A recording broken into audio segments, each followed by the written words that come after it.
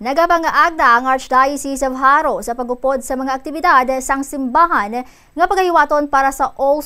Saints Day kag All Souls Day. Sa interview sang Bombo Radio kay Reverend Father Angelo Collada, Direktor sang Social Communication sang Archdiocese of Haro, iya ginpahayag nga magahiwat ang mga ini sang santos nga misa amuman sang parada sa mga santos buwas nga adlaw Nobyembre 1 sa pagselebrar sang All Saints Day. Sa Nobyembre 2 kag nga isa ka All Souls Day, mayara sang santos nga misa para sa pagkomemorar sang mga nagtaliwan. Suno pa kay Father Collada, ang mga pumuluyo nga magaupod sa nasambit nga parada buwas nga adlaw ang mahimo gid makasuksok sang costume kaangay sang mga santos. Sa November 1 and November 2,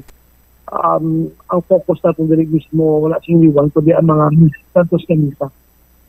na ginahiwat natin sa simbahan and then sa mga sementeryo, no? Usually, sa simbahan, ang celebration sa Todos los Santos, sa hapon, no, ang paghiwat sa santos nga misa, no, sa para sa pagdumdum sa aton nga mga ninatay. Though, of course, in some other parishes, we have this mga practices naman nga nagahiwat kita sa mga parade of saints, no,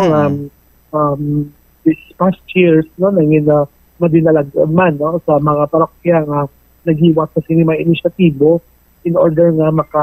instead nga maghiwat o mag-celebrate no, sa mga trick or treat o kung mga costume party nga mga